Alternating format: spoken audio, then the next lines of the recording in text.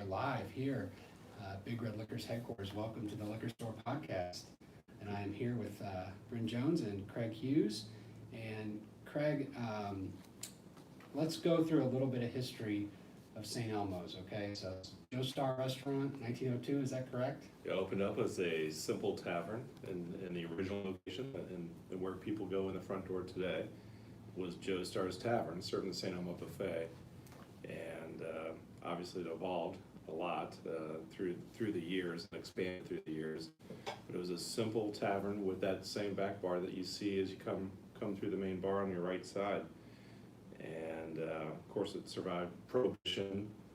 We, I'm sure, didn't serve a drip of alcohol during Prohibition, but we did go through a lot of coffee mugs, I heard.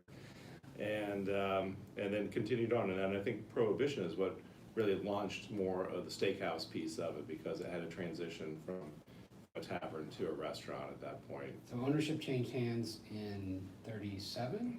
Yeah. 36, 37, is that right? A couple, yeah. There was a Joestars sold it to Bert Condon in the 30s,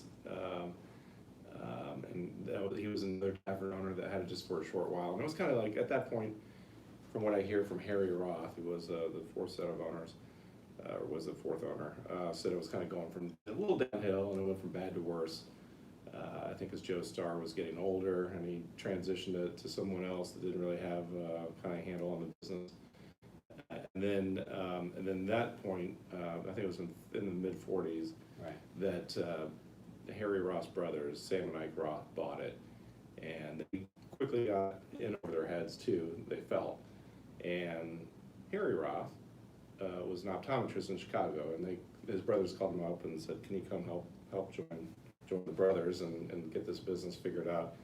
Harry said he went from eyeglasses to bar glasses, came down, joined the brothers, and then eventually those two, Sam and Ike, went on to something else. Harry brought in his best friend from grade school on up, named Izzy Rosen, and together from really 47 to 86, Izzy and Harry and Izzy, right, operated St. Elmo Steakhouse. Till the mid 80s. Yeah, And yeah. then My dad bought your it. father took it over in the mid 80s. 86, yeah. And he was, he had been the restaurant business for a while, correct? He was Noble Roman, and some Arby's. Arby's even before that, Okay. yeah, in 69, I think, or 67 with Arby's, and founded Noble Romans. He had a Little Caesars franchise, and Little Caesars was going through some financial problems. Right. Wasn't delivering on that franchisee's expectations, at least my dad as a franchisee. So at that point, he had a naming contest. He said, I'm going to get out of this franchise, but I want to keep operating as a pizza place. So one of his employees came Romans. up. Yeah. No, Romans. That is new information to me. There you go. Right You're going to get That's one amazing. nugget of information. That's worth the whole interview There right you there. go. That's awesome. I didn't know that. Yeah. And he sold that. That became a public company, and he Right. sold out, and right around the time he bought St. Elmo, ironically. Right. And so then you've been on board now for a while. Yeah, I started working for my dad in 1984 at a restaurant down in Bloomington called, he named it Mustards, but started in 84, but in 97 I joined the family business at St. Elmo, and so I've been there for 20-some years now. Awesome. All right, and so, and this is obviously for people who live in Indianapolis who are watching this or listening to this, they know what St. Elmo's is. We still got some guests that haven't been there yet. But You'd be surprised. But there's some meat on the bone still. well, yeah, I mean, what we're talking about here, We've got a good marketing team. we're talking about an independently owned and run restaurant that is a top 20 revenue producer in the country in terms of like a single Independent independent restaurant. restaurant, like not a chain restaurant. Mm-hmm. So it's a massive amount of volume, it's high check, high turnover, it's a real machine, correct? It is a machine. We have a manager that's been there since the mid-80s. It's Kerry Wofford, who runs our bar program. Yep. You probably met I Kerry. have. You probably had bourbon with him Yeah. before. Said, you can't tame the beast, Craig. You can't tame the beast. And he always reiterates that. I'm like, well, we can't just allow the business to happen to us either. We do kind of have some effect on the outcome. If If we didn't, we don't need any kind of leadership or management Sure. whatsoever. Just open up the doors and see what the heck happens. Well, I think there's a great tradition, and I want to hear your thoughts on this, because you've got you got sort of Peter Luger's in Brooklyn, which is like the quintessential New York style chop house or steakhouse. Gibson's up in Chicago, and obviously St. Elmo's, I think, probably carries the banner for like kind of mid-level cities in the Midwest, at least, in terms of how well it does and how widely it's known. So maybe you could set the table for me. What is, in your opinion, like the perfect night at St. Elmo's? So for two people. So just walk me through kind of every visceral step that takes place from the a time guest they walk in perspective, there, yeah. what they should, and be really biased, like what they should order, how they should conduct their evening, like what is the perfect way to do St. Elmo's? Well, I make your reservation. Make sure you're going to get in there because. You mean don't come on occasionally- Combine Weekend and say, can I get a table? Yeah, you might be rolling the dice on Combine Weekend, although it's a fabulous weekend to Right. come in if you're an NFL fan, you want to see coaches or newscasters, things like that. If you want to do some celebrity sightseeing, NFL Combine Weekend is fun. But on just a normal night, Right. I would make that reservation in the heart of the dinner hour. I mean, come in 7 o'clock, in between 7 and 9, because really part of the cool thing of St. Elmo is the energy level that is created by all the guests in the building and the service staff moving around the restaurant. So come in, maybe you can have a quick cocktail at our main bar, the one that I talked to you about came from the Chicago world in the late 1800s. What is Tiger Oak? It's just That sounds you'll awesome. see it. You can see kind of the coloration through it. That kind Okay. of looks a little tiger stripe very subtly. It's been stained, I think, a few times. Right. And then come in, and for a new guest, I mean, you're gonna find that we have very professional service staff. That's one thing that Right. separates, I think, that level of dining. Some of those restaurants you mentioned, Gibson's and Peter Luger, Sparks. It's a professional service experience, and you'll feel that that experience come through the server and the confidence, and they've got you. That's what they convey. I got you, and you're first of all, you're gonna ask if you've been here before or not, but that leads into our most famous menu item. The first course typically is the St. Elmo shrimp cocktail. Right. You've had one numerous Me? times, yeah. Yes. Yeah. Many times. Yeah, so it's Yeah. loaded with fresh ground horseradish, and it's the only appetizer on our menu in the dining rooms. And basically, if you're there with a party 2, your party 8, the server's gonna say, "Who's not having a shrimp cocktail?" So for a steakhouse, that is, A lot of people know about it ahead of time. they do. It's also like multiple ounces of protein before you eat your steak. So I've learned over the years to like order it, but have like 1.5 to 10 take it easy. Sure. Because I've overdone it before, where it's like, yeah, they put one down on the table, then I'll eat 4 of those, and I'm like, oh damn it, I want a ribeye, then I'll eat that, and then That's why we try to get your order before you've had that shrimp Yeah. cocktail. Exactly. Okay, so keep going. Yeah, and then I'll do a salad or something. We have a choice. There's a unique thing with some classic restaurants. We're not all, some of our things are included in the entree experience. And one thing that's unique is this old school concept of old navy beans for tomato juice before you get into the rest of your meal. And so I totally go with that navy bean soup. Where does that come from, that navy bean soup? It's- Potato juice? Yeah, I don't know. Places like in Indianapolis, Hollyhock Hill has a tomato Right. juice. There's a couple places that do tomato juice. Is it meant to be a palate cleanser, or That's what I think so. At least on the tomato juice. just a The curiosity? navy bean soup is just so darn good, though. Right. And I always get that with old Tabasco, or sometimes my dad, Steve Huse, does the spiced onion, sherry, sour cream, Tabasco. Is that like the animal doctors it style? out. Like give me It's yeah, give me to the exactly. animal style. Perfect. Exactly. Okay. It's shocking how many people have heard of this style. And then when Indiana tomatoes are in, like they are now, Yeah. I transitioned right into that salad course, and Indiana just produce some of the best tomatoes around. It's the soil, it's the climate, but a BLT salad, something like that, or Mhm. fresh caprese at this time of year with mozzarella, basil, Mhm. some smoked sea salt and aged balsamic and some EVO. Yes. So I would go that route again. Starting your palate starting to Yeah.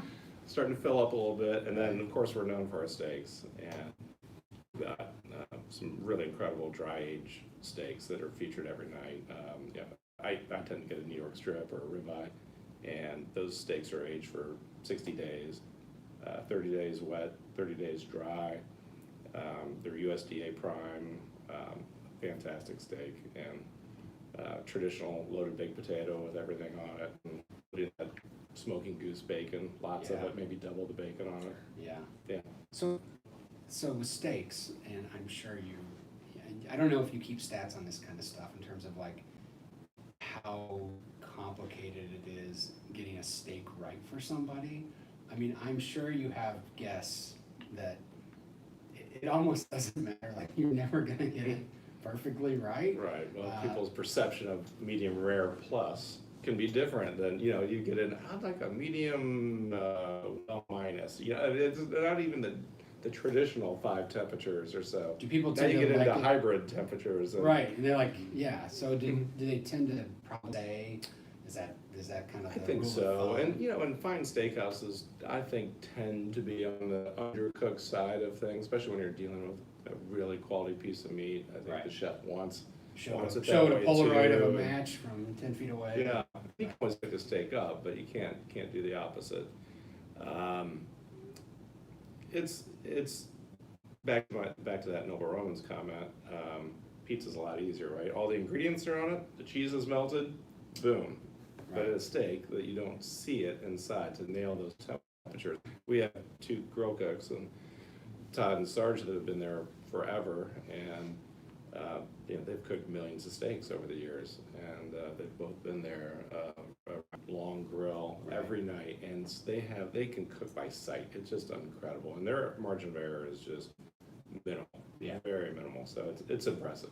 And what I think is probably a challenge in some ways, but also really cool about your place is that it's probably a mix of people, right? Like for Dr. Pritchett, it's nothing to go to St. Elmo's. It's just like another night for him.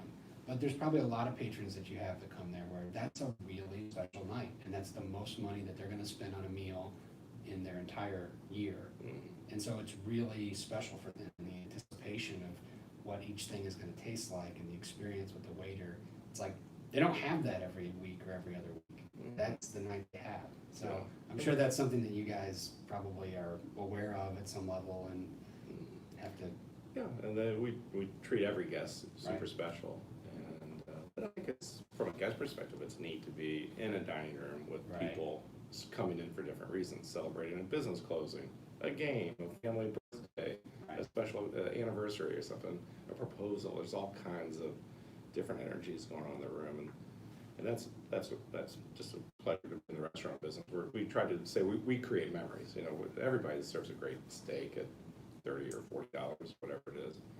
But these lasting memories. When we're in the entertainment business, we're trying to create and add to their intentions for that evening, and we want to complement those and maybe elevate it, Right. magnify them a little bit. And the company around the table always makes a meal better too. So. Right.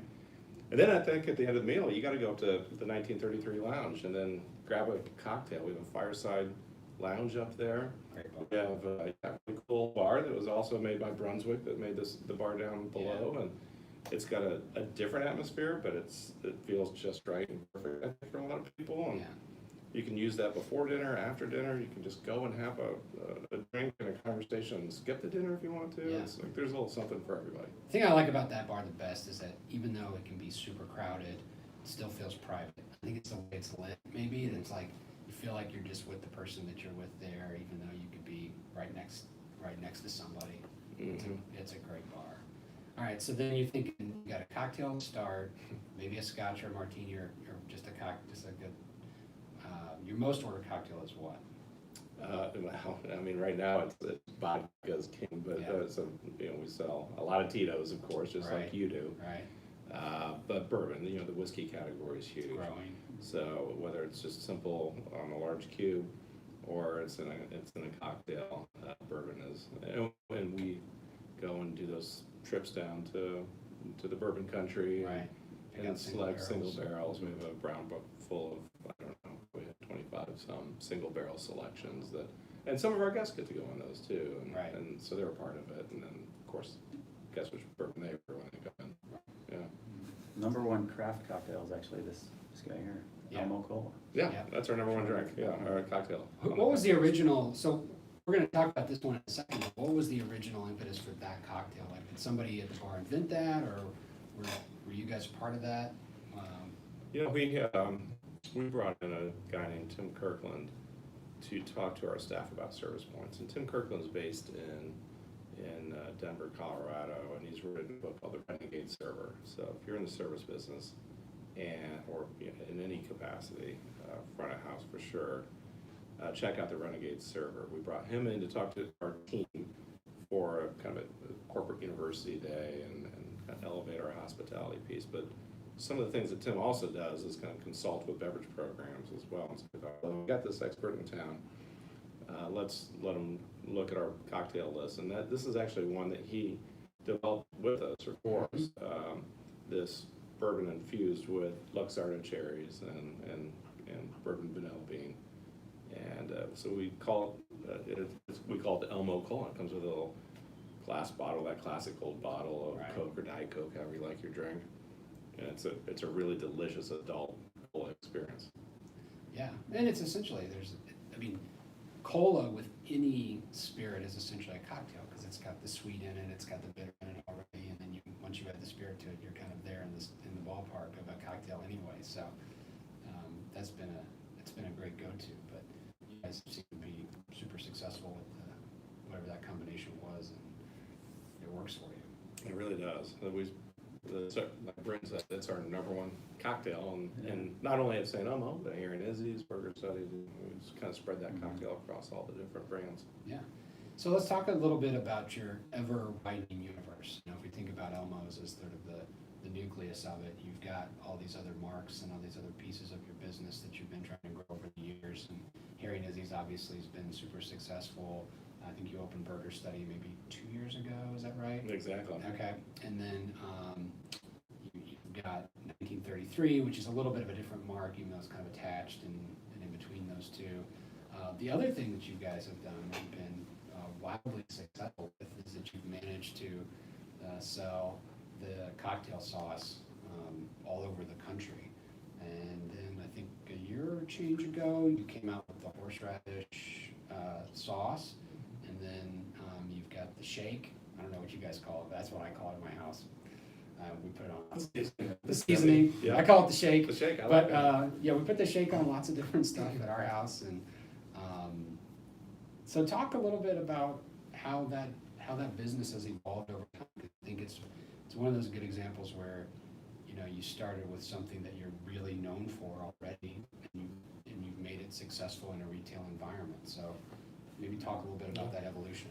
I'll start with saying that we'd be remiss if we didn't try to put that sauce in a bottle. It's just that it's what St. Elmo is most known for, is that cocktail sauce experience that you get at the start of the meal. And It's all that brand. and the free $1 million ads you get every time these sports announcers are in Indianapolis for anything. I assume you don't pay for those, and No, sometimes you pay for them in reservations when you don't have any Yeah. reservations, but Right. no, we're very fortunate to get that. But I think the coolest thing about the retail brand is, it started from the fact that, try to find a way to leverage the success that the restaurant has had, but do it in a way that doesn't cheapen the restaurant. Right. And, one of the coolest things I always hear Craig say and his father say is, there'll always only be one St. Elmo. And I mean, I stopped, even passing the letters and emails that say, we want you to put a St. Elmo in Las Vegas and New York, and right. I probably get almost one a month of somebody kind of reaching out. After the first year I was here and I passed them on to Craig, and he just very politely and respectfully declined. I just started doing that for him because there's only going to be one St. Elmo, and I think that's you don't see that in many restaurants. Usually when they franchise it, It's like flavored. their own unique experiences, and I think the cocktail sauce is the fun thing about that is you'll have people, you know, to your comment earlier, it's not a very, it's what we're most known for, and do it in the comfort of their house, and it's not very expensive, and so it's kind of allowed some of the more fun things and notable things for the restaurant, and kind of bring those to life in people's homes and let them have fun with it, you know. It's fun when out-of-town guests come in, and at Thanksgiving, you can say, oh, yeah, I've got the shrimp cocktail out. Yeah, I should try it. It's really good. Yeah, and depending on your relationship with your in-laws, you tell them it's spicy.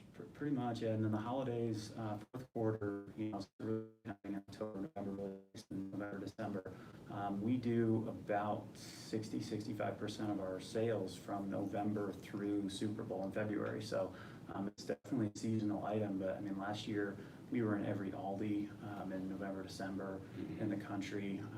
And with Costco in the Midwest, we hit every Costco in the Midwest. They're probably our largest partner.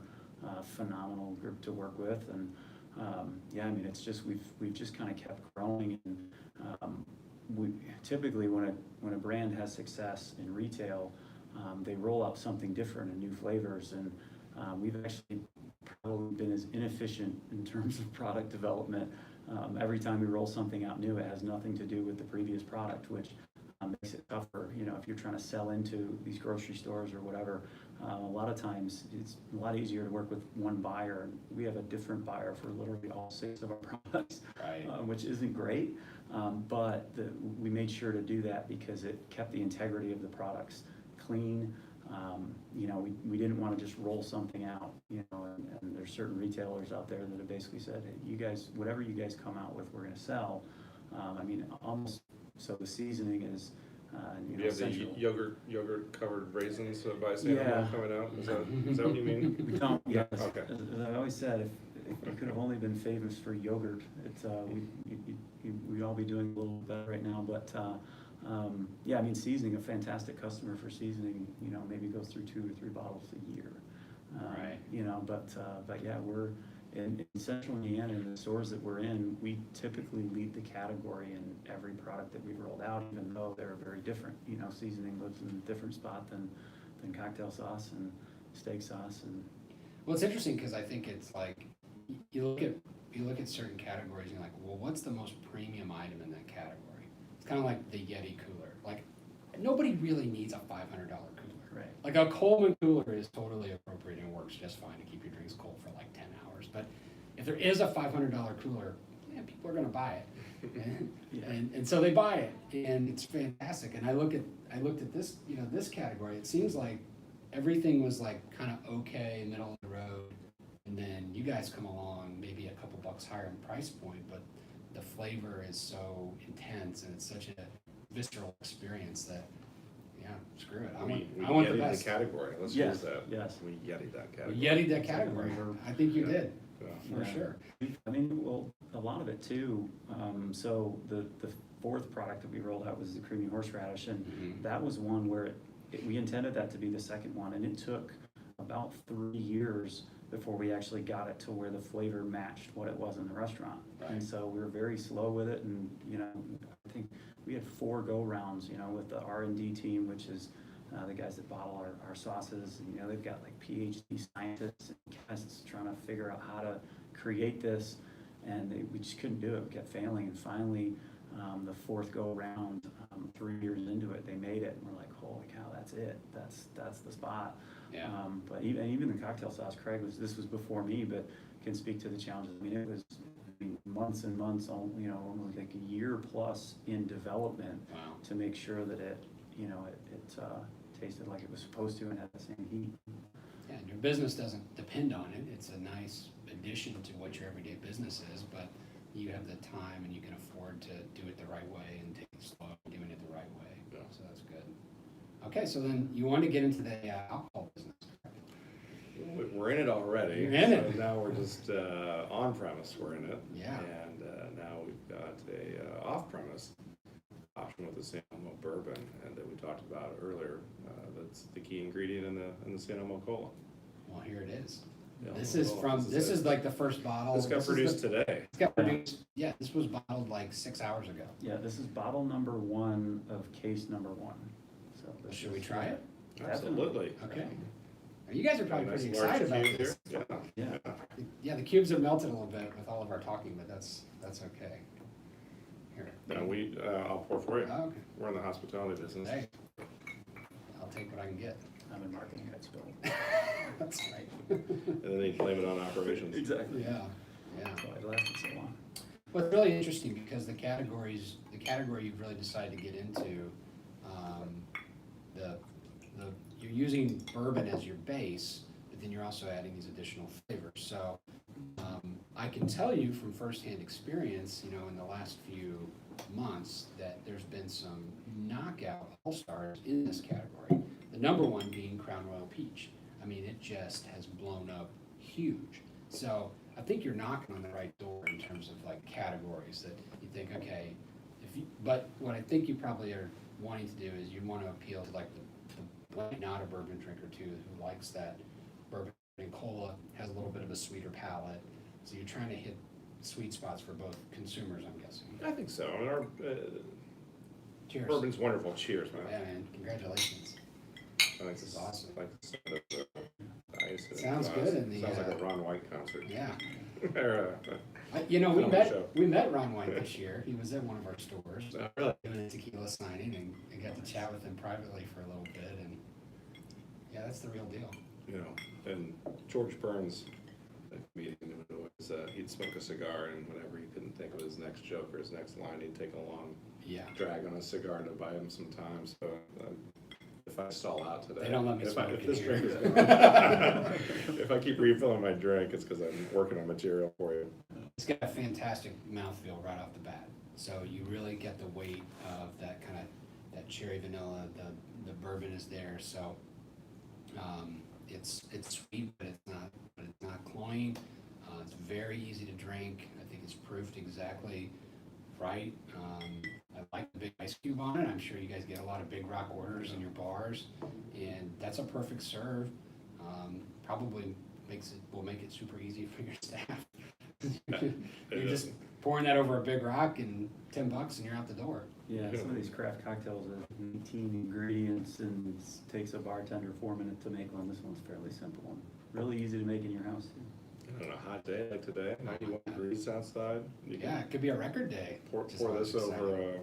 pour a little Diet Coke or Coke on it, however you like to drink it. And You can drink be this refreshing. totally straight. It's a lot of people do. delicious Yeah. just by itself. 88 proof. Yeah.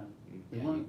We definitely want it to be different than, I mean, there's the bourbon market is getting somewhat crowded, especially in the craft scene, and we wanted to, you know, we're not distilling in St. Elmo, obviously, right? So Right. we wanted to have some way to carry that story over, kind of changing it a little bit and adding, so it's more about the flavors that go into it. And I think, gosh, I think we probably tried 3 different trips to our bottler. I think I want to say we tried at least 40 different Yeah. variations of, you know, the natural vanilla beans, the bourbon vanilla beans, and, you know, the cherry flavoring, and it was a fun process. Right. When you're trying cocktail sauce repeatedly over and over for 6 months, it almost becomes painful. Yeah. You have that, you know, on the spoon at 9 a.m. in the morning, you're trying to get the flavor. You're ruined for the day. Right. You're gonna have heartburn for the rest of the day. But this was definitely a more fun project. I think it's right in line with your brand too, because it's like, in a way, a cocktail is a condiment to a meal, and you know, you've got these other things that are enhancers of the experience and the environment. And I think, you know, that's what St. Elmo's is. As much as it's known for the steaks and a steakhouse, to me, it's always been even more known for just the experience of going there and maintaining the tradition and all these little things like the tomato juice and. They're you know, simple, they're authentic, Yeah. genuine. I mean, that's all of it. All these products fight for they achieve a retail status based on how they've performed in the restaurant. And I mean, the shrimp cocktail sauce we've already talked about, but you know, a filet slider, it's just, people go to Here and Izzy's and they get a filet slider, and I think it's the best thing in the world. And it's just a simple bun with a little, what we call maitre d' butter on it, and a perfect piece of meat, but it's that little side of the creamy horseradish that people dip into it. And so all of our recipes and things that we bring forward to our guests and to our retail customers now are based in and born in a very simple formula, just qualities, less is more, ingredient bases, and Yeah. this is another one. And that's a good philosophy on customer service in a lot of ways. It's like these little simple things that if you just do them well, you do them the right way, that you don't need to have, like you said, 19 ingredients in your cocktail. Sometimes that's great and fun, but sometimes people just want like a really good martini. Well, that's 1, 2, 3 ingredients right there. A great burger is probably max three or A four great burger, ingredients. 3 or 4 ingredients tops. You don't need all the extra stuff. And people, we also live in a time where we have unlimited choice. You know, if you want to buy something off of Amazon, you're going to get presented with 100 different versions of the same thing, and everybody's living in that world now. Versus saying, well, here's something that's just good. You now have permission to just enjoy it because here it is. It's simple. It's easy to understand. So I don't know. I think, yeah, I'm pumped for this. I think you guys. Take another sip and think about it. I think you hit it on the head. So Yeah, it'll be interesting. I think, so one of our major partners in town, I mean, they've pretty much said every item that we've rolled out within 2 to 3 months, it's become their category leader, like cocktail sauce. And that's not a surprise that, we leave that category, but even seasoning, became their #1 selling seasoning blend. I mean, we're literally, during the launch, we were outselling salt and pepper.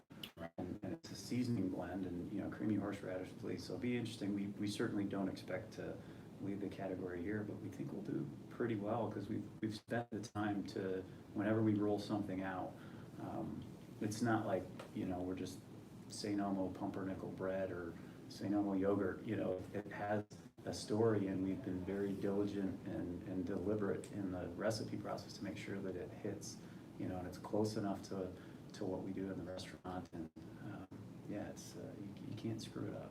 So how would that work with all these branded goods? Would you if something's really super successful, and obviously the cocktail sauce is that already, would you spin that off? Because the Elmo's name is attached to it. So it's like you're a little bit in a catch-22 where it's like, you might want to sell one of these things off to somebody to run it and make some money on it, but you also have your name on it. So We'll cross that bridge when it comes. Okay. Or we build, operate, and I mean, the guy that's running it is sitting here, so it's not like it's a separate company that you're hiring to do this. So you guys are really doing it as a team. Yeah, it started as kind of my side hustle. We were doing a few thousand cases, and Right. it kind of grew. But I mean, we're managing it and growing with it. I mean, even 3 years ago it was just myself, and I'm running marketing for the restaurants too. And now on the retail side, we're up to 4 people there. So and we keep growing and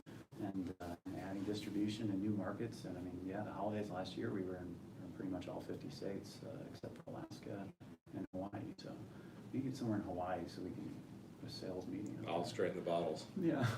That's perfect. Yeah.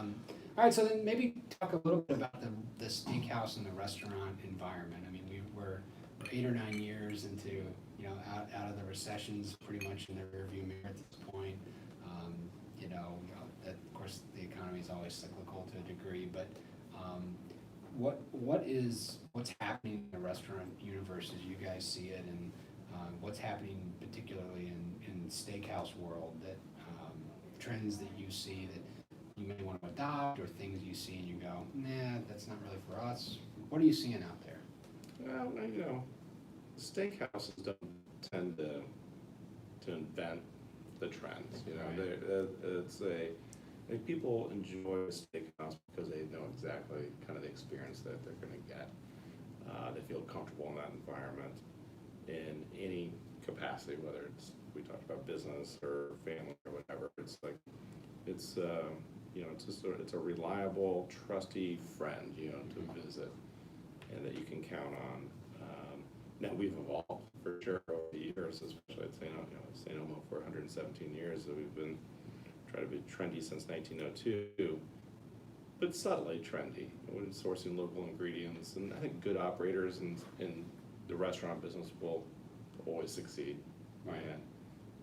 And we have seen a crowded marketplace in that category over the last few years, and that's partly why we didn't take St. Elmo to other places too. It's like, if that was to happen, that should have happened 30 years ago, but now it's just be one more steakhouse from out of town Right. coming into another location. It's like Sun King in Chicago, you know, Mm-hmm. they've got Half Acre, they've got Goose Island, Mm-hmm. you know.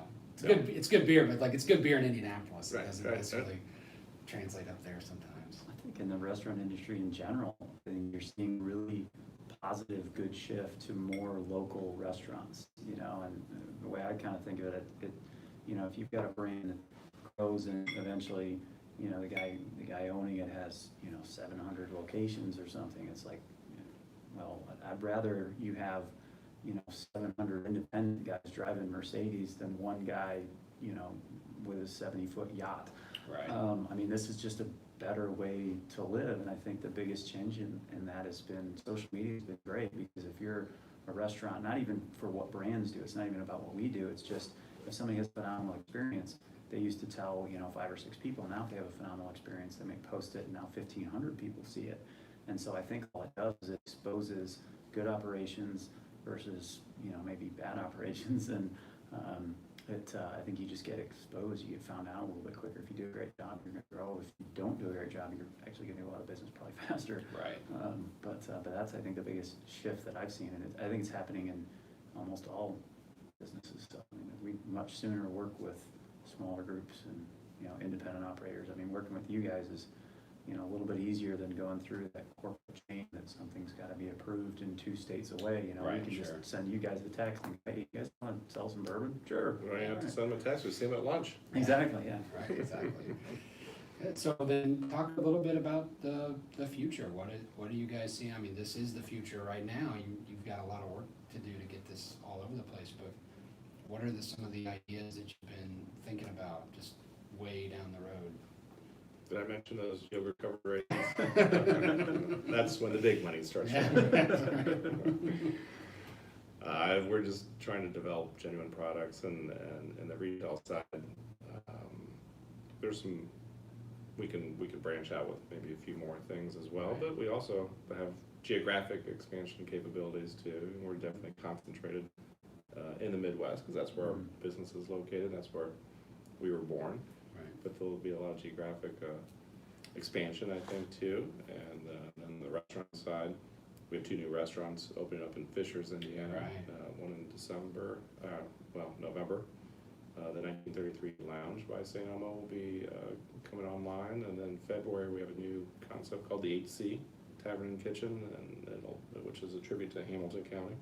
We almost start with roundabouts, and just to make sure you knew where you were after the 8 roundabouts you took to get there. Right.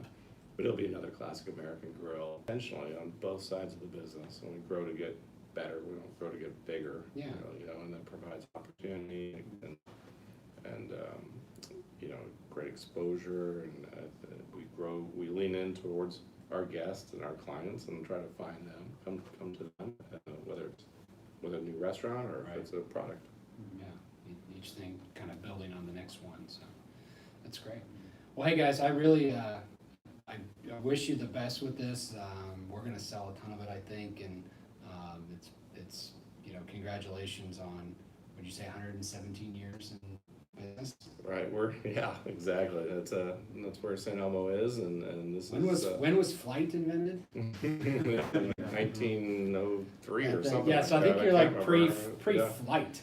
Yeah. That's pretty good run for a business, so, yeah, I just can't say enough. I mean, it's a great institution to have an independently run restaurant like this in Indianapolis. And I think Indy's got some great independent restaurateurs that own multiple restaurants. I think we've got a nice environment for that. We do. Definitely. There's a nice supportive group of patrons out there who like to support these restaurants, and you know, we feel the same way about, you know, new products, new, you know, vodka, bourbon, things like that we've tried to do and people have been receptive of, and I think you'll see the same thing here across the board, and people want to buy local, and they also really like buying local when the product's good.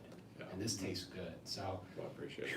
you know, like, breathe the sigh of relief. Now you can go out and sell something that tastes great and do great with it, so. Yeah, we were literally trying at the same time you did, so we were hoping it was gonna pan out. Yeah. Well, we are stewards of this business. It's like one of those iconic places, and then a lot of cities have those places, and we certainly feel grateful for the community support that St. Elmo's received over the years. And we don't ever feel like an owner of it or a VP of anything of it. We feel like we're stewards of this brand. We found it in one place, we want to leave it in a better place than we found it, and it belongs to the city of Indianapolis and the people that have supported it over the years. So that's kind of how we get out of bed and try to show up to work today every day, is to make improvements to something, and we don't take it for granted. Absolutely. Well, thank you for joining us, and we'll Thanks, man. sign off, Yeah. but cheers.